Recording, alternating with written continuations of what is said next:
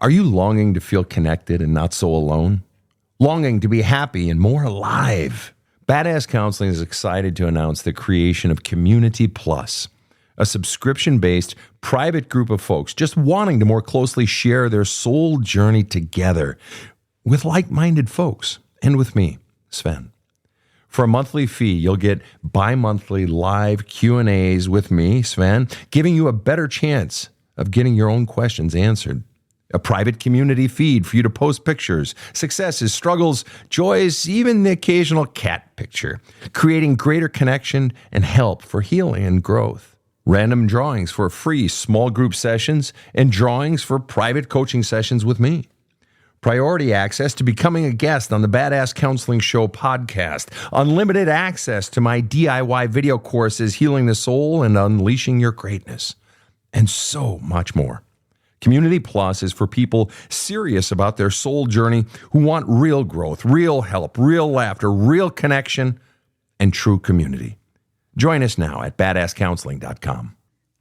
From the New York City area, welcome to the Badass Counseling Show, where the master badass himself, Sven Erlandson, takes you deep and gives balm for the soul, baby.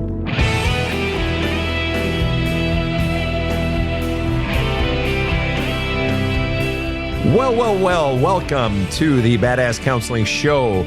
I am Sven Erlandson, the host of this show, and it is great to have you here, whether you are tuning in from Wyoming, Serbia, Northern Ohio, Michigan's UP, or way down in South Africa. It is so nice having you here. On these shows, we take listener questions. We are taping one of our lightning rounds. We take your questions on all things life-related, love, family, sex, relationships, work, career, motivation, you name it, we cover it. And I've got listeners tuning in on both TikTok live and on and on Facebook live. We're having a bit of a weather fiasco here in the New England, New York City area. And so we aren't able to pull up YouTube right now. So we're taking our folks here on these two other platforms. I am joined in studio by the finest people I know, KC over in the booth and Rob the Rocket sitting next to me. Rob, what do you have to say today? It's nice to know we can rely on technology when a little bit of snow slows the internet down so much that we can't be on YouTube. But hey, we're going to make it. Yes. Well, that is very odd when you think about all the things we can do, and then why the hell can't I get fucking internet on a snowy day? I myself am artificially intelligent. Yes, you are naturally, not artificially. No saccharin needed. Yeah. All right, so here we go. We're starting off our questions. Here we go. Julie Laverty over on Facebook asked the question, is it normal to want a relationship, but also love being on my own? Not only is it normal, that's probably the single healthiest position you can be in when it comes to relationships. In fact, that's a superpower. If you love being on your own, that means you're not going to eat shit when you're in a relationship. You're going to be far less likely to tolerate shit if you do find yourself or choose to go into a relationship. It's when we're terrified of being on our own, or we feel lonely when we're alone on our own. In other words, not where you don't have someone. That's what Julie's saying. Is it normal to want a relationship, but also love being on my own? In other words, to not have someone. I love it. No, that's great. That's great. And there's nothing wrong with that. And then, because then you can also wait. You can wait for a relationship that just happens organically. If you want to pursue one, pursue one. If you want to go online and online date, go for it. But when you don't need it, when you just love being alone, then you're not going to eat shit. You're not going to tolerate somebody treating you poorly. You're going to look at the red flags and you're going to fucking work with red flags and bring those up rather than tolerate the shit and let it get worse and worse and worse. So folks, let's all take a lesson from Julie, and that is to learn to love being on your own, because then when you do have a relationship, it will only be a joyous one because you won't tolerate bullshit and you won't put up with red flags not being addressed. All right, next question. How can I deal with toxic family members during the holidays? I'm sick of being treated poorly. Okay, first thing, Caleb, I want you to go over to my website, badasscounseling.com. And we do a monthly newsletter article, and we've been doing them for a few years. And the one from last November, I want to say, of 23, I did a whole article, probably a 10-page, 12-page article on family and the holidays. Go over and read it. It's a very good article. It's a deep article, and there are a lot of insights and helps. The single biggest thing you can do, though, to help yourself, Caleb, with regard to family going into the holidays and being treated poorly is to do some work in advance. In other words, don't just get some, coping mechanisms or here's what I'm going to do during it happening. Those are important too. But the more you get out of you in advance with pen and paper, just sit down and start fucking journaling. Sit down and write out some letters to the very people you're going to be encountering over the holidays. Mom, dad, uncle, brother, grandpa, whatever. And write them all letters that you don't send. And maybe let's just say it's dad, all right? Hey, dad, go fuck yourself for being such a dick to me on the holidays. And I know you're going to be this holiday, and go fuck yourself, and God dang it, blah, blah, blah, blah, blah. Or, you know what, Uncle Steve, why can't you just be nice? I really like you, and I've always looked up to you. Can you please just be nice to me? In other words, start flushing out a lot of those feelings now. Why? Because we respond worse when we're hypercharged with massive emotions inside of us. So if you can flush out those emotions in advance, Caleb, then you're less likely to be triggered in the moment. So that's one. Two, in the moment, give yourself a chance to get away. If you find yourself getting hot under the collar, get out. Just go outside. Just go out in your car and say, hey, I got to run to the store, blah, blah, blah. Or shorten the amount of time that you're going to spend with family. Give yourself permission to draw your boundaries in whatever way you need to draw them. And feel free to say to someone, listen, no, you can't treat me that way. That's not okay. And you say it in private. You don't necessarily have to make some big scene in front of everyone. I mean, if you want to, fucking go for it. But generally doing it in private is a good way to handle it. The bottom line is, though, flush out as much as you can in advance and during. So let's say you have 4 family events over the next week, okay? In between them, take some time to do more journaling and flush out what just happened before the next event. So let's say Christmas Eve, you're with your spouse's family or whatever. Flush out all the stuff in advance and afterwards, and then the next morning you're with you're with blah blah blah. Then flush after that. Just keep fucking flushing and set up your boundaries and don't back down. You have every right to stand up for yourself. And at some point, Caleb, yes, like I said, read that article, but also at some point you're going to need to do some long-term healing, and that's what the book is for. There's a hole in my love cup, which is also on the website, because the truth is they're not going to fucking change. You're going to have to change yourself, and that only happens by doing the deep work. All right, Rob, go ahead with your question. On TikTok, we have Strain the Third, who says, can someone be an extreme giver and extreme taker at the same time with different people and situations? Yeah, absolutely. In fact, very often where the distinction gets drawn is, and it's not always this case, who I am at work versus who I am at home. And gender doesn't matter in this case. I've seen it go every which way, where a person is a tiger at work and maybe even aggressive or just not, or hyper efficient and on top of everything, or they take advantage of people and they're cruel or mean or whatever. But when they get home, they're a pussycat and they eat a lot of shit. And I've actually seen a lot of men this way, interestingly enough, not necessarily just women. Where they go home and they eat a lot of shit and they're giving. Well, why would they be changing it when they get home? In both cases, extreme taking and extreme giving. And for those of you that don't know my method, extreme taker is the word I use for narcissist. I don't use the word narcissist. It's a clinical term. Well, it's actually a Greek mythology term, but we won't get into that. But it's a clinical term. I stay out of the clinical psychology stuff, all right? I just use the word extreme taker because that's fundamentally what the person is doing. They're taking advantage of every single person to try to get their own love needs met, which means it starts from a deficiency that in childhood they couldn't get their needs met. And somewhere along the line, whether it was at age 8 or 18 or 28, they started engaging in basically using other people, taking from other people in order to fill their own love cup. The person who is the extreme giver, which is basically the counterpoint to that, is the person who somewhere was taught that they need to give in order to get a little bit of love, a teaspoonful of love in return. All right, person also operating from an empty love cup. These people tend to find each other. Match made in hell. All right, and so the question then is, can you be one in one part of your life and another in the other part of your life? Yes, absolutely. Or you can be this way with this friend and this way with that friend. Generally, people who are extreme takers because people let them. And I hate to say it, but the initial problem is not that people let them. All right, so it's not the person who's letting them. It's not their fault. The person whose fault it is, it's my own for treating you this way, but it's also who conditioned you to believe that you need to take advantage of other people in order to get your love needs met. And you need to go down to those original sources of your pain in order to heal this actual shit. But what the extreme giver side of you and the extreme taker side of you have in common is that both of them are operating from an empty love cup, a hole in their love cup. That their own love for themselves doesn't pool, it doesn't collect, because it just drains out the fucking bottom. So you have to heal that. Again, the book, There's a Hole in My Love Cup. You got to read it. It's available in Spanish. There's a workbook. You got to do the work, guys.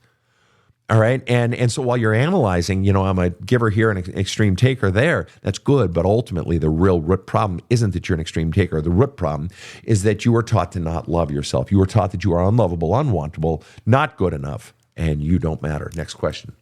All right. How do I get my daughter to open up about any of the bad feelings I have done to her in my life? Well, one of the things, JB, I don't know how old your daughter is. I presume that you have owned some of it or all of it. You have gone to her and apologized for X, Y, and Z. Okay. And how do I get my daughter to open up about any of the bad things I have done in her life?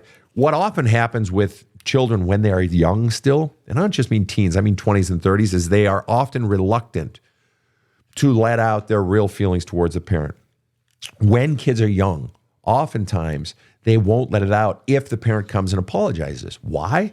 Because they don't want the parent to feel bad, because they don't want to touch their own feelings. They're just trying to get their wingspan and get flying and get their life up and going. They don't want to deal with or address the hard stuff, the ugly stuff inside.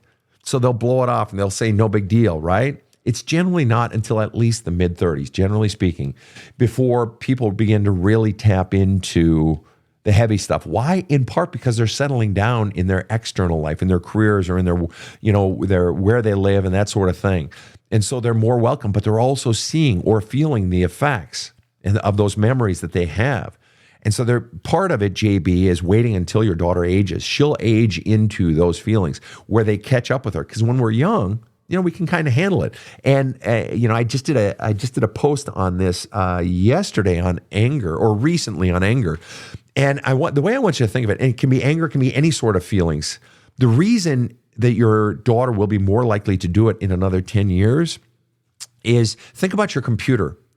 If you have an old fucking computer, let's say it's 10 years old, and you save all your files in there and all your videos and all your pictures and, your contracts and, all the shit. You're and plus all the apps you've downloaded and the fucking scam or porn that somehow got onto your internet because you don't look at porn.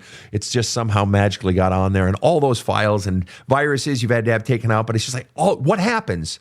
The longer you own a computer, the more files build up. And what happens? The more files, the more RAM that gets taken up, the more memory, the more everything that gets used up. What happens? Your computer slows the fuck down. And your computer starts stopping and starting, burping and farting.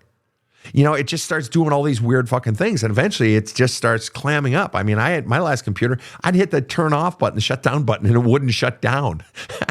And it's just like, oh my God. Well, that's what happens with us inside. We acquire more and more files. We acquire more memories with emotional charges attached to them, and we begin to shut down, or we begin to burp and fart and spit and so forth, and hurting people around us, hurting ourselves, undermining our lives with our own decisions. That's what fucking happens the further you go through life. So I guarantee you, JB, your daughter is going to it'll come out at some point.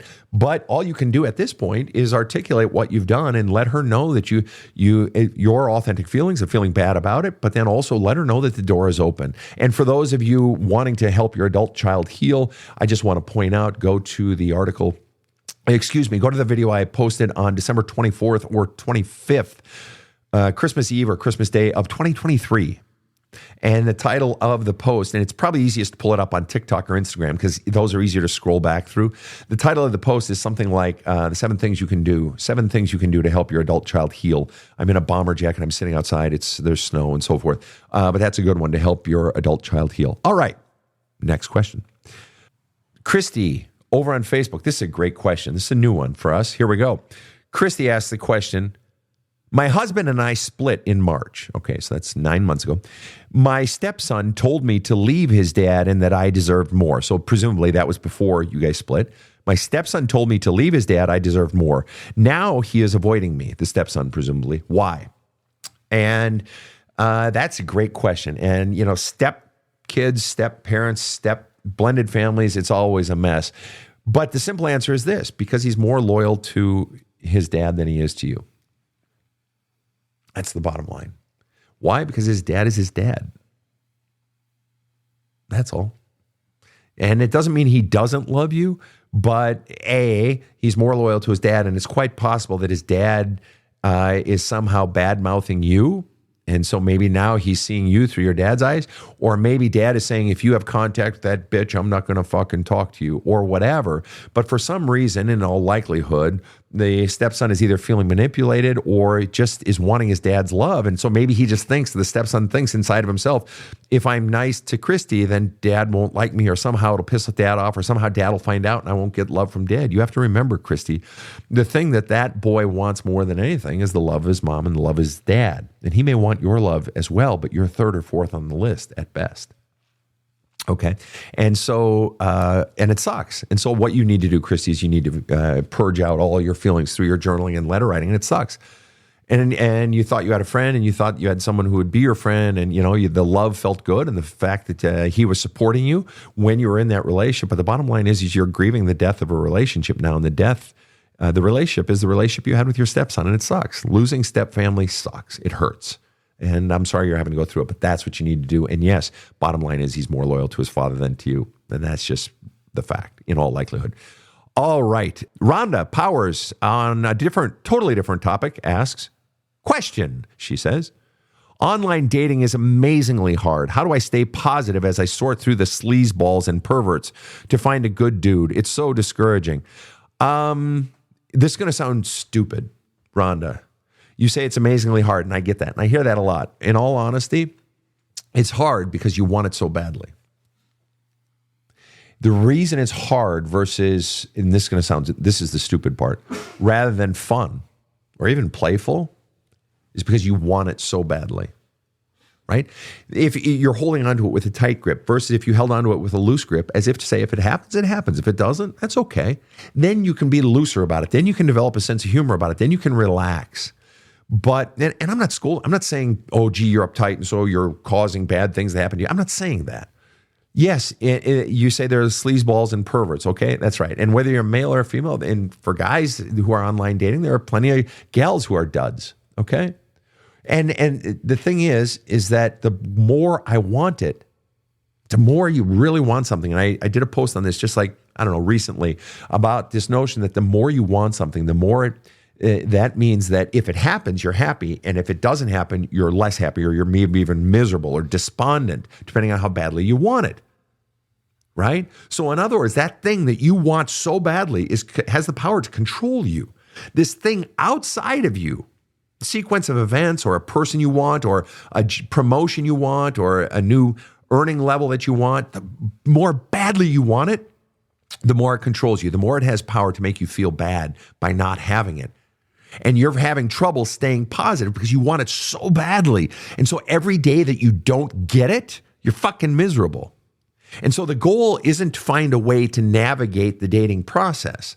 No, the goal is to go down and explore, why do I want it so badly? Why is so much of my happiness tied up in whether or not I have someone? Now we're getting down to the real shit, Daddy-O. Now, this is the shit, and this is what I wrote the book for. There's a Hole in My Love Cup. It's for you to dive down in there and find out, why is it? What is it that having a person, a man in my life, would give me? Is it confirmation of my worth? Is it that it would make my loneliness go away?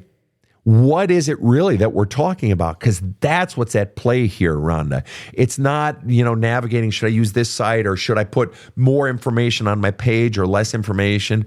It becomes play, and it becomes just another aspect of your life, like going grocery shopping. It becomes that when you want it less. And so the way we loosen that grip and live with an open hand, so to speak, is by going into the fears and the pain, the fears of not having it. The pain of not having it, and what's likely happening inside of you, Rhonda, when we're alone. And by alone, I mean where I don't have someone, where I don't have a partner, someone giving me love, feeding me love. What happens is, very often the reason in life that we don't like that is because all those voices come up from within inside. From your past saying, see, I suck, nobody wants me. See, I'm unlovable. See, I'm unwantable. You're no good. All those voices come up from inside. That's why being alone, for people who love being alone versus hate being alone, it's what's going on with those voices inside. At the top of the show today, we had a woman ask, the very first question, I believe it was, hey, is it okay that I love being alone, but I also want a relationship? No. And I said, that's basically fucking perfect. Why? Because then you're not forcing a relationship. You're not upset if you don't have a relationship. And here we are at the exact counterpoint with Rhonda now saying, basically it sucks because it sucks the dating process and online dating? And my response could be, well, just let it go. Stop online dating. And then the response would likely be, but I want someone. Exactly. You want it so badly that it's making you fucking miserable. So you have to go into those feelings that are making you to want it so bad. All right. Next question. Rob, have you got one there? If not, I've got a few. Yeah, here we go. This is from Precious on TikTok. My son just married a narcissist. We tried to tell him, but he doesn't see it. How should I deal with her? Oh, wow. That's how to deal with her. I guess she wants to also. How to deal with her. Yeah, the old in-law stuff, right? This is a time eternal battle. Listen, I'm going to be honest with you. Okay. He doesn't see it. And so I have to believe that part of what you're asking is, how do I help him see it? He needs to see it, what she's doing to him. And maybe even she's turning him against you, or it feels that way, or what have you. Part of the problem is this is such a fucking tangled one. Okay, one, you want him to see it and leave her, right? Isn't that basically what you want? Right, but you can't. And part of letting go of our children is that now they make their own decisions, which means they're going to go down rabbit holes and they're going to likely endure some pain at the hands of people in their lives. And unfortunately, at this point in your son's life, he has to endure this. He married a narcissist as you see it, and he doesn't see it. And so you're wondering what to do. You can talk to him and you can tell him that stuff, but the likely outcome of that is he's either going to alienate you, pull away from you, because you got to understand, he wants to love her. He wants their love. I mean, you think about the old Christian liturgy for a wedding, that a man leaves his parents and cleaves to his wife, right? Cleaves to. Now, cleave is an interesting word, because a cleaver is what? A knife that cuts things in half. So cleave has the ability it's one of those words that has the same meaning, sort of backwards and forwards. To cleave means to cut apart, and cleave means to come together. Cleavage is not the coming together of the boobies, it's the apartness of the boobies. And that's why it looks so good. So this notion of cleaving. And part of what sucks as a parent, and I have 2 married adult children, right? In their 30s and so forth, they have wonderful spouses, delightful people, all right, is that they are no longer cleaving to us as the parents. And we may not like who they're married to. I do like who my kids are married to, very much. But we may not like it. And we may think that person is out to harm our kid, but guess what? At this point, the kid loves the wife more than they love you, or are at least more loyal to the wife, your son is, than he is to you. So you're stuck with that. So then you can either play ball or you can try to fight against it.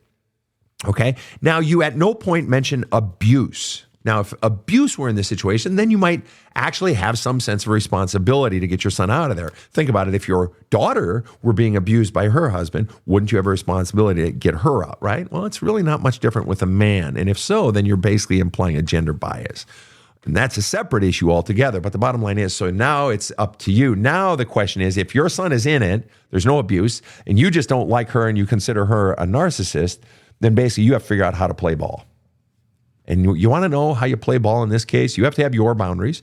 And she doesn't get to be a shithead to you, okay? No one gets to be a shithead to you. You don't have to allow anyone to be a shit to you. But you'd be wise to largely play ball. Why? Because you don't have a choice. He's more likely to cleave to her. And the truth is, or is cleaving to her. And the truth is, the more you make your feelings known on this, in all likelihood, he's going to cut you out or cut you back. And a cleaving of your relationship, a divide, an impasse, a crevasse is going to begin to form between you and him. And that can take years to heal if it happens. All right? Because she'll be happy to pull him away from you if you are going against her story. It's a tough one. You have every right to stand up for yourself. You do.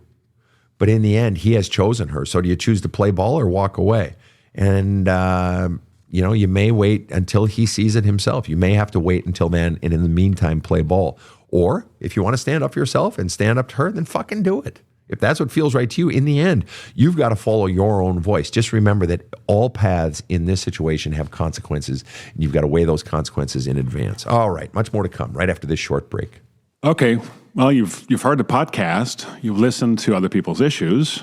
Maybe you've studied hundreds of Sven's TikTok videos. Time to stop lurking, face your fears, and focus directly on the one person in your life who can benefit the most from Sven's experience and insight. Now, that would be you. Just go to badasscounseling.com and order Sven's book, There's a Hole in My Love Cup.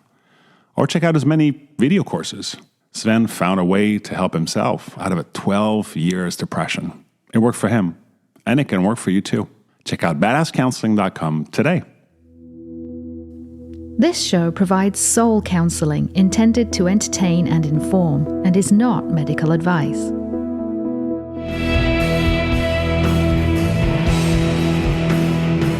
Now, back to the badass. All right, we are back with the Badass Counseling Show. I am the Badass Counselor, Sven Erlandson, and here with my team in studio, and we are taking listener questions. I've got a couple rapid fire here.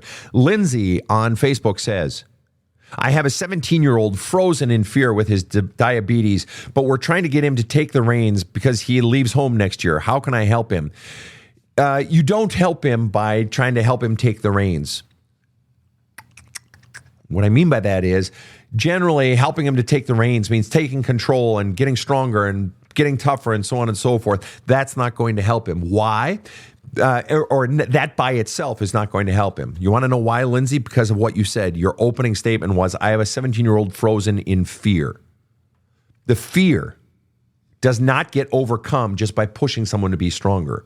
The fear gets overcome by being talked out, by all those feelings of fear, sadness, overwhelmed, maybe even anger, being flushed out, being talked about. And if your message is constantly be stronger, come on, you got it. You're going to be out of here soon. You got it. That doesn't make his fear go away. It doesn't. Lindsay, you need to change your tone. Honestly, change your tone.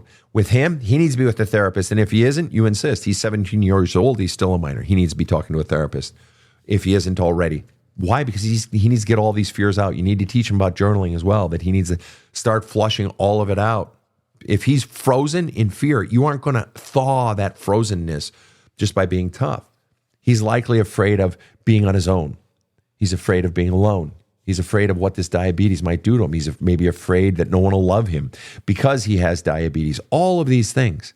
And he needs to be able to talk about it without his hand being forced, without someone telling him, well, you should and you need to. See, every time you tell someone you should, whether it's your child or whether it's a friend, anytime you say you should to someone, you should do this, you should do that, you're fundamentally saying to the person, you should do that over there because I don't like the way you are right now. Because the way you are right now isn't good enough. It's not okay. You should do that instead. So it's fundamentally a negation of their character, of their person. I don't like you is what you're saying. Rather than saying, son, come on, talk to me about your fears. Let's just sit with the fears, all right? You going next year, hey, we'll worry about that. Don't worry about that. And if you need to take one less year, that's okay too. In other words, take the pressure off. But by trying to help him take the reins, you're putting the pressure on, which means he's going to freeze in that fear even more. All right, next question is Zachary, also on Facebook, and he copied and pasted this question. So obviously he is very upset. So let's give Zachary a moment here. Zachary says, parents are incapable because of medical issues. How can I set a precedent for my brothers, 24 and 21, who are dependent on me? I'm overwhelmed. Okay. And I guess my question would be, what's the precedent you want to set? What precisely is it that, in what way are they dependent upon you? Financially? Okay. Begin to cut back financially, all right? You don't have to drown. You drowning yourself to keep them afloat doesn't help anyone, all right? You have to begin to cut back, and you need to begin to encourage them, as we just talked about 2 seconds ago with Lindsay's child, encourage them to talk it out, encourage them to do the journaling, get their feelings out. But at some point, they got to begin to stand up and support themselves if mom and dad aren't, okay? And you have every right to take care of yourself, Zachary. You ask, how do I set a precedent for my brothers? By standing up and taking care of yourself. You model for them how they need to stand up and begin to take care of themselves. And it sucks. It sucks that your parents aren't more capable or just more willing, whatever it really is. But at some point, Zachary, you have a responsibility and you have a right to live your life. You are not your brother's parents. And likely, if the split between your brothers is 24 and 21, it's reasonable to assume, let's say you're 26 or 27, right? And in all likelihood, you've been taking care of them likely since before you were 27. So potentially back when you were 24 and 21, their ages now, you were taking care of them, which means you had the ability, which means they have the ability to take care of themselves now. Because back then you were taking care of yourself and them. They have every right. And you have to give yourself permission. This is the thing, Zachary. This really boils down to your relationship with you. Do you have the courage to give yourself permission to live your life your way and bit by bit begin to wean your brothers off your tit? Because you are not the parent and you have every right to come alive. That being said, I respect the hell out of you for what you've done out of love for your brothers. But it's time to fall in love with yourself, Zachary. It's time to begin to take care of yourself and tell your brothers, listen, I love you boys, but it's time to get to work. Get the fuck off your ass and get to work because I'm just your brother. I'm not your parent. And I love you and I'm here for you, but you got to get to work. And they need to also, and you do too, Zachary, you need to be flushing out all of your pain and all of your sadness, all of your rage, all of your feelings of being overwhelmed. And again, the book is for that. There's a hole in my love cup, but you need to get serious about your own journaling if you haven't already. And writing letters to your brothers, expressing all your sadness and anger and disappointment and fears for them, but also letters at your parents, expressing all your fucking anger and disappointment in them. All right? Next question. Why do people never have your back? Are you the problem? I.e., is it you that's the narcissist? Why do people, so you're saying, McGowan, that no one has your back and you feel like they never do. And so you feel likely unsupported, alone, maybe even unloved. And you're wondering if you're the problem. Well, let me put it this way. It can go multiple ways.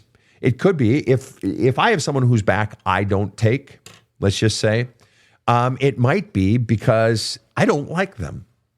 It's like, I don't want to have somebody's back if they're just a jerk to me. Or if they don't, help other people out or something, maybe it's just, I don't like that person. Or B, maybe I don't feel invested in this person. So if I'm at, let's say, on the way home, I stop by the liquor store to grab a bottle of wine because, we're having, eggplant parmesan tonight for dinner and I got to get some wine, okay? And the guy that I always see at the liquor store, Steve's telling me about X, Y, and Z going on with him and his wife or whatever. And, he's asked me to come in and mediate and have his back between him and his wife. And the likelihood that I'm going to say yes is very slim. Why? I don't know, Steve. He's just my liquor store guy. And he's not paying me to do it. Not that everything's paid. I do tons of pro bono work. But the bottom line is my investment in Steve's life is not significant. So I wouldn't have a massive incentive to have his back. But you're not really talking about that, McGowan, are you? You're talking about people who claim to be your friends, claim to be your family, who don't have your back. Now we're getting to the next level. And that is people who maybe claim they are invested in you, but they don't want to. Why? Because it comes at a price to them. They are fundamentally saying, yes, you may be the narcissist, okay? You may be someone they don't like and they don't want to help. But more often than not, people don't come to help other people because they are used to you giving to them. Why would I invest in you? I just want you to invest in me, right? And so it's ultimately, in most cases, if someone's not having your back, it's self-protection, it's self-service, which is an indicator of what? Oh, the very narcissism you mentioned. But yes, again, there is the outside chance that you're the asshole and they don't like you and they don't want to help you. But very often you could also be the extreme giver. You're the one that they're always used to giving that they never have to give to. And let me tell you, nothing will open up an extreme giver's eyes more than when they stop being the extreme giver. When they start standing up for their boundaries and expect people to give back to them, because they're going to begin to see that those people have just been taking the whole time, because they're going to say, fuck that shit. I'm not fucking backing you. No way. I expect you've always given to me. Why would I keep giving back to you? I'm not going to give. Why would he even start giving back to you? Nah. All right. Next question. Mar Moore asked the question, how do we flush out those feelings? I missed it. You must be new here. And I'm just kidding around. But journaling, pen and paper, writing letters to the person that you don't send, journaling especially, going down in your feelings. What am I feeling right now? Fuck this shit. I'm feeling so angry at my brothers because they're not helping out and standing up for themselves. I'm so angry at my parents because they're not doing their shit. Or, I'm so sad that my adult daughter doesn't want to have a relationship. You start flushing by putting it into words. Words are the most pivotal thing. And that's why we go to therapy. Think about it. We go to therapy. Why? To talk shit out. Right? Or have you ever been so full of stuff that you just had to go, it just blurted out of you? You're on a plane and you just start telling this people all your fucking problems. Well, why would you do that? A, it's because you got a lot of problems in you. But B, you wouldn't naturally do that unless it felt good. talking, putting things into words feels good. It feels like a relief. This is why having a buddy that you go for beers with, tell him about how, my girlfriend's a bitch, she left me, blah, blah, blah. Or why you go to your girlfriend's and, blah, blah, blah, right? Or why you feel so constipated when you don't have someone to talk to. Why? Because putting feelings and thoughts into words is, for whatever reason, it feels good. It makes us feel better. So to flush it out means just start putting it into words. So if you don't have a therapist, or if you don't have that uncle or the wise old person that you talk to, get a pad of paper and a pen and start fucking writing, and get the book, There's a Hole in My Love Cup. It'll kick your ass and change your life. All right, next question. Yeah, go ahead, Rob. All right, Sven, on TikTok, Nailbox says, I'm 38 years old. My mom uses depressive episode from my 20s to tell me I'm crazy now during arguments. Help. And how old is she now? She is now 38. 38, and mom uses a depressive episode I went through in my 20s as a way to tell me that I'm crazy, right? All right. My question is multiple, and one, why are you continuing to have interactions with someone who makes you feel bad about yourself? If there was someone else in your life doing the exact same thing to you that wasn't your mother, so let's say it's a coworker, would you be likely to increase your interactions with that person, keep it at same level, or decrease your interactions with the same level? And let's say it's not even somebody who's on your team at work, somebody who's just in a different department that you happen to bump into at and sort of became friends with in the cafeteria line. Would you likely increase, decrease, or continue the same level of interaction with the person? In all likelihood, someone making you feel bad about your past, where that you already, it was hard enough already when you went through it, and now they're making you feel bad about it. In all likelihood, you would decrease your interactions with the person. If you had any self-respect, in all likelihood, you would, right? Right. So the fact that you're not doing what your mother says, you're acting out of character. Well, why am I doing it? It's because you want something from your mother. You're still wanting her to what? Say, I love you. I'm sorry for calling you crazy. I'm sorry for hurting you. And in all likelihood, doing the things that originally caused your depression to begin with. That all the messages you got as a child and pain you caused built up such that you went into a depression in your 20s. All right?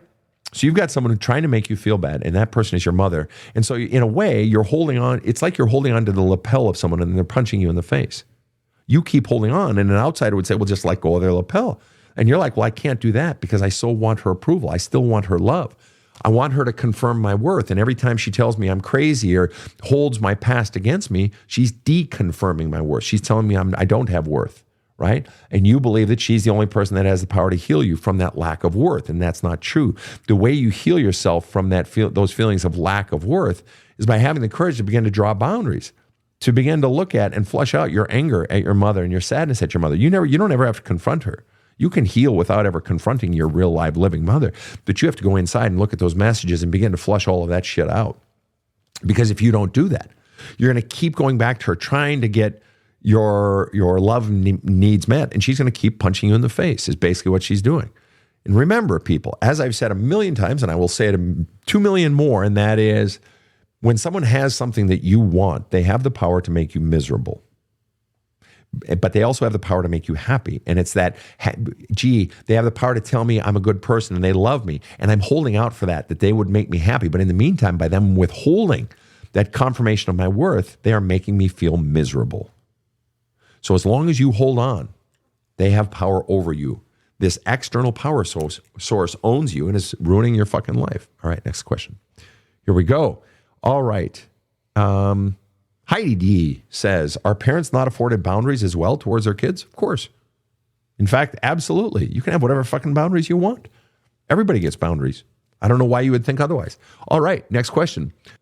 Queen Sheba says, work/family balance, how to get time. You don't get time, you make time, Sheba. And I know it sounds like just trite bullshit, but it's true. It's true. That ultimately your life as it stands is a representation of your priorities.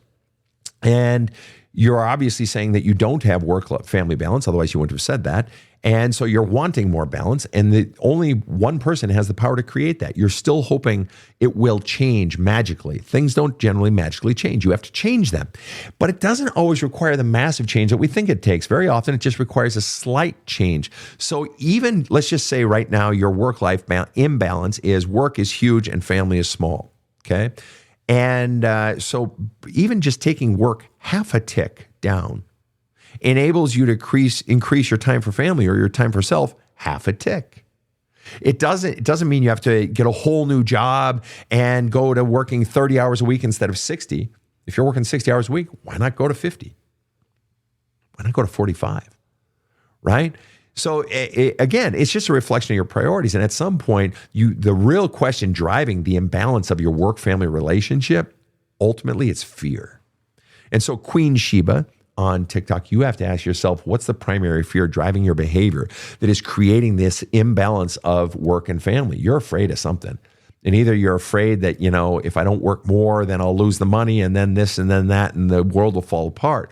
Or if it's the other direction, if I don't, if I don't do this much with my family, then they won't like me or something like that. Or it could be that you don't want to give more time to your family, that you actually want to give more time to your work. Maybe you just love your work and you feel obligated to create a greater balance with your family when you really don't want to. And that's okay too. The real question you need to ask is, what am I afraid of? But what are you really afraid of? And then if that came to pass, would life go on? But the other question you need to ask yourself, Queen Sheba, is who the fuck are you really? What do you actually really want? Do you have the courage to be honest about what you want? Even if you don't act on it, what do you actually want? How many more hours or how much more energy do you want to give to work or want to give to family, or how much less here or there or to yourself? And then what's my biggest fear in executing that? Who am I really? In other words, what do I want? And then what's my grand fear executing that? And if your fear overpowers what you actually want, then you're not living your life. And that's your choice. And you can do that. But you got to ask yourself, why would I choose to live a life that is not my own? All right. Jennifer Davies asks over on Facebook, is this a private stream? Will public or my friends see my comments? Yes, they will. All right. Next question. Karen Sullivan asks this question. Oh, I love this so much. Karen Sullivan asks, as a Karen, I am so tired of being a target as a Karen. And she puts a tear face emoji next to it. Karen, my girlfriend's name is Karen. Yes, very, very 50s, 60s name, right? Karen's. And they have been targeted. And it bugs her too. It has bugged her more. She sort of says it's died down. She doesn't see it as much. But of course it hurts. It's your name. It's your name. Mine is Sven. Everybody thinks, oh, you're a big Viking. And I hear all the Viking jokes. And I am a big Viking. I'm full-blooded Swedish American, all right? But I get it. And it sucks. And you know what? You know what my girlfriend does every now and then? She'll literally just say to someone in a very calm voice, please don't say that. That's my name. Or that hurts. It takes balls to say that, but you have every right to say that. That's actually my name and it hurts. When someone makes a joke to somebody else or someone else, at some point, it's okay to stand up for yourself, Karen. But I want you to know I feel your pain. I really do, because it's in my life literally every single day. Next question.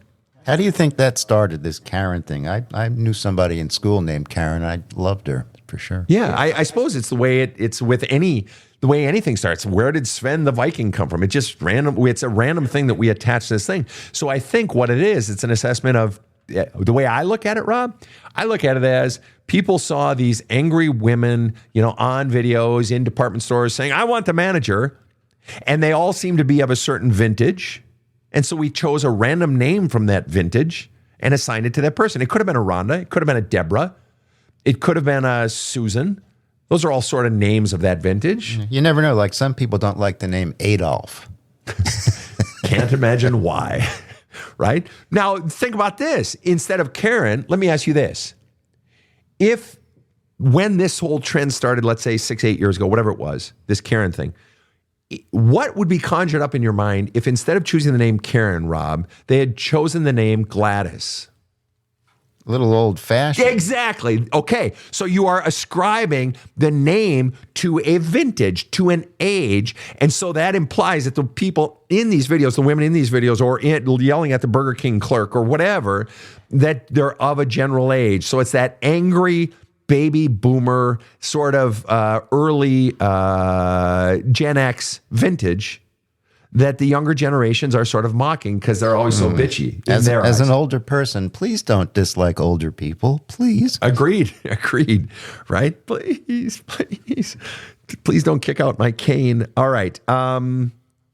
Samantha asked the question on TikTok. How do I choose a career between two choices? That's a great question. First, let's do the old Ben Franklin thing. Make a list of pros and cons for one. Make a list of pros and cons for other. All right, start with that. That'll at least help you get a feel for what you're really looking at. But my question would be, Samantha, what's your biggest fear in making this decision? In fact, I would ask you, what's your biggest fear in taking option A? What's your biggest fear in taking option B? What really, in one sentence, does it boil down to? That if I take A, what do you fear? If I take B, what do I fear? Then also, I would encourage you to write down, and this just keep flushing out. This is more information to help you see it in new ways. And at some point, you're going to gather all this information and then you let the decision go. And you go with which one feels right. But you also give yourself permission to quit later if it doesn't feel right. You're not locked into this forever and always, Samantha.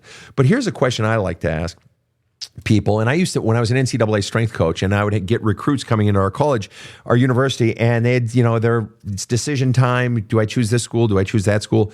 And one of the things that I would just sort of help them see, it didn't necessarily help their decision anymore, but it relieved some of the pressure.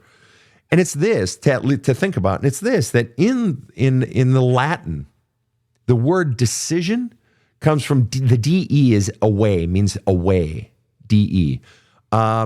Decide mean, and incision is incision, excision, decision. Cision comes from the Latin caedere, which means to cut. So a decision isn't what you're choosing. What makes decisions hard is what you're cutting away. And so something that you can do in your decision is to also write down, what do you most don't want to lose by choosing the other option? If I choose A, what do I most not want to lose about B, and vice versa? And the more you sort of play with these things and then let them go at night, let go of the decision and just trust that you'll have a feeling and you'll know when it's right. And that, again, you can always change your mind and quit later. It's okay to quit. And if you can't quit or you feel there's pressure to not quit, then you need to explore, Samantha, who's putting you pressure on you to make a decision that you can't ever quit. Okay. All right. Plump Daddy, number 83, asks, how do I become comfortable with confrontation? Well, you're uncomfortable with confrontation because in all likelihood, there was, confrontation in your home growing up. So that means if you want the real answer, go into your childhood memories and begin to ask yourself, was there a lot of yelling, or was I put down, or did I walk on eggshells, or what happened? There's an origin. There's always an origin. And you begin to journal about that, all right? The other thing you want to ask yourself is, what is the grand fear? Just like I was talking about with Samantha with regard to career, what is the grand fear in confrontation? What do you most fear happening? Is it someone walking away, someone leaving you, someone rejecting you? What is the underlying message you get when someone confronts you? Is it that basically you feel like your feelings don't matter? Your needs don't matter? What are the fears operating in it? What do you most fear happening in confrontation? And so begin to write about that. And so the way you become more comfortable with confrontation is begin to go into all those sources, but also in confrontation, usually at the root of confrontation, Plump Daddy, is that you believe it's somehow correlated into your own sense of worth. And so if you fear someone rejecting you or not liking your opinion, or someone yelling or getting worked up or intense or even just passionate, you fear it is somehow an indicator of your worth. And so then what you have to begin exploring as well is, what are my messages that I got about my own sense of worth and my own sense of lovability? But again, this is what the book will help you do. There's a hole in my love cup. It'll take you down into those messages you got about yourself. And the more you flush out the negative BS messages you were taught about yourself, the more you'll calm down inside. But you're uncomfortable with confrontation because it stirs you up inside. It cranks up stuff that's been in there for a very, very long time. Luna Stone asked the question, I am on the 4th time listening to your book. Can you get the workbooks in paperback? Yeah, the workbook is only available in paperback, and that is available at badasscounseling.com. The workbook, as well as the Spanish version, the ebook, et cetera, et cetera. All right, we're just going to take a couple more questions here. Rob, you got something to say? I do. On TikTok, Joanne apparently wants you to be her magic 8-ball, but I think you may have a comment about why she's asking this question. And she simply asks, will I get married? I saw that question coming up at the very beginning, and Joanne kept feeding it in. I thought you were just fucking with me. It's like, I'm not going to answer. How do I answer that? Are you going to get married? Why would someone ask that, do you think? Well, maybe they're treating me as their magic 8 ball. At first, I didn't know what you meant. Now, I'm like, as I see it, yes. Right. And reply hazy. Try again. I didn't know if we were going with the other meaning of 8 ball. Are you going to get married? Well, in all likelihood, if you want it, but don't want it too tightly. If you can live without it, but still want it. If you're doing the work of healing yourself. And if you just can let go of the very thing you want, I bet if that's something you aspire to, sure. But how tightly are you holding on to it? Is it a want or is it a need? Have you done the work of healing yourself? Have you read the book, et cetera, et cetera? Those are all going to increase your likelihood of not only getting married. You're asking the wrong question. Are you going to get married? Fuck that question. You're asking the wrong question. If you want to get married, the question you need to be asking is, what can I be doing to create a great marriage now while I'm single? Ooh. That's right. Heal yourself, Daddy-O. Heal yourself. All right. Lynn asked the question, I've journaled often on my whole life. What should I be getting out of it? Am I journaling correctly? If you're not getting anything out of it, like actually experiencing physical changes, not just emotional changes, you're not going deep enough. And so you just got to go deeper. And how do you go deeper? This is what I wrote the book for. There's a hole in my love cup. Trust me when I tell you, Lynn, it's going to take you down there and it's going to kick your ass. Go to badasscounseling.com. Get the book. It's available in Spanish as well as English. We have a French version coming out soon, both Canadian French and French. Anyway, right. Samantha follows up. She was the one that asked about choosing between option A and option B with schooling. And she says, I fear with A, not passing the schooling, and B, not having financial security. Yeah. Well, yeah, there's always a chance you may not pass the schooling, Samantha, but at some point in life, it's just like, do you want to fail would you rather fail at your path or succeed at someone else's path? Would you rather fail going after what you want or succeed at going after just a safe option? In all honesty, my question, Samantha, and I won't be able to take your answer to it, you can change at any time, but remember, man, just go after the one that breathes life into your soul. Trust that you can make the money happen. I had years where I wasn't making money, but I've been writing, speaking, and counseling for decades, and I could have never been happier just going after the money. And at times, I held 3 fucking jobs. I did. When I was living in LA and so on and so, and San Francisco, Bay Area, just fucking go your passion, Samantha. Just give yourself permission. Amy, this is the last question. One of the things I talk about in my book is this idea of so many people, when they're being mistreated by someone else, usually a lover or a parent or friend or whatever, it's because they're not standing up for themselves. And then the response I always get is, Sven, I stand up for myself all the time. But then they don't change, or they don't do what I want, or they, be meaner to me. I say, so then what do you do? And they say, I'll say, and then you sit back down, right? And they say, yeah, exactly. I say, exactly. The goal is to stand up and not sit back down. To so believe in your position and to so believe in yourself that you no longer sit down, that you no longer let anyone see. When somebody has power over you, if you stand up, right, to try to equalize the power, right, what they'll often do is they'll escalate their power to get their foot right back down on your throat, right, and then you back down. But when you really finally begin to believe in yourself, when you finally flush out more and more of the pain, the fears, and the bullshit beliefs you've been taught about yourself, then the less you are to back down. Okay? And you don't back down. It's like, okay, if we're going to escalate, fine. Or eventually I'm just going to walk away. And so boundaries really are about the refusal to sit back down. It's, I have every right to stand up for myself. You don't get to treat me that way, and I'm not backing down. But you ask a different question. Amy says, I struggle to stand up and not sit back down for my boundaries with one individual. Why? And the question she's asking is, why that person? Because you want something from that person. They have power over you because they have something you want. And the reason they have the ability to put you in your place or to get their foot back on your throat is because you want something. And you've got to name in one sentence or less, in your journaling, in one sentence or less, what really is it ultimately that you're wanting from them? In some form or another, in all likelihood, it's likely confirmation of your worth. In some form or another, it's the attention, affection, approval, acceptance, acknowledgement of what they've done, or apology. It's you're wanting something from them. And so you back down. To sit back down means you back down. And you go back to that former power imbalance where they can take advantage of you, or you're always begging for their attention or a little bit of love, right? And this person, more than anyone else, has power over you, that you fear losing something that they have. And until you can face that fear and the idea of living without whatever it is they have, until you're ready to face that, you're going to keep basically licking their ass and letting them have power over you. And yes, you are letting them have power over you. Why not just get the fuck out of that relationship? Why? Because you still want something from them. And until you no longer want it, until you're no longer afraid of not having it, you'll keep licking their ass. And licking ass sucks. All right. Sorry for that rather ugly thing, but I was speaking in metaphor. Everyone, I hope. Great way to finish. Metaphor, people. Metaphor. It's back. Metaphor. Mar Moore says, sit back down. I just explained it, Mar Moore. I just explained it. I said sitting back down means you go back to giving them power over you and not standing up for yourself. It means you go back to them taking advantage of you or not treating you the way you want to be treated. To stand up and not sit down means you refuse to allow them to treat you in ways that feel bad. And you maybe even walk away. That's what it means to stand up and not back down. You sit back down when you go back to allowing them to treat you the way they have been treating you that doesn't feel good. All right, people. This has been fun. We moved so fast. Rob, how many questions did we take today? 20. Woo! That's the magic number. We don't often hit 20, but I love it when we hit 20. It is great. Wow. Great. Fucking love that guy. Name that movie. I fucking love that guy. RoboCop.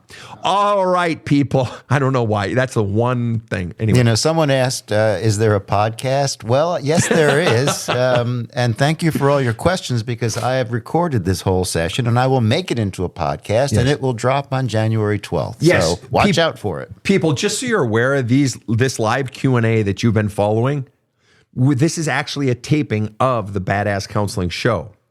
Rob takes it and then he edits it. He'll spend 3 to 5 hours per session. We put up 2 every week. One's a Q&A. Those go out on Sundays. And the other is a counseling session where I'm actually counseling someone. Those go up on Thursdays. It's called the Badass Counseling Show. So this, what you've been watching, isn't the podcast. This is the live that will get turned into the podcast. The podcast can be found on Apple, Audible, Spotify, iHeartRadio, and pretty much anywhere you find your podcasts. We have hundreds of episodes. We have literally millions of downloads, and we're just here to try to help you guys. If you want more, we do have the free Facebook group called Badass Counseling. We have about 39,000 members there. I do not take separate Q&A sessions there. However, if you really want more, if you're really serious about your personal life, your healing, your growth, wanting to become more alive, wanting to finally become your authentic self, go to badasscounseling.com and check out Community Plus. We've just started it. It's a limited enrollment, subscription-based community for people who want more. And I do private Q&As in that. We also have drawings every month for free small group counseling sessions with me, as well as free one-on-one counseling sessions with me. It's called Community Plus over on badasscounseling.com. Rob? I'm very happy to hear all of this. Thank you. And yes, thank you to everyone who follows us. Nicole, I'm glad you purchased the book. Be sure to do all the exercises and do them in writing. We love you guys. On behalf of my team, have a kick-ass day. The Badass Counseling Show is strictly copyrighted. No copies may be made without the express written consent of the Badass Counseling Show, LLC. The Badass Counseling Show is produced by Karen Camparelli and Robert H. Friedman. Executive producer Sven Erlandson. Original music by 2-time Emmy Award-winning composer Trevor Morris. Have a kick-ass day.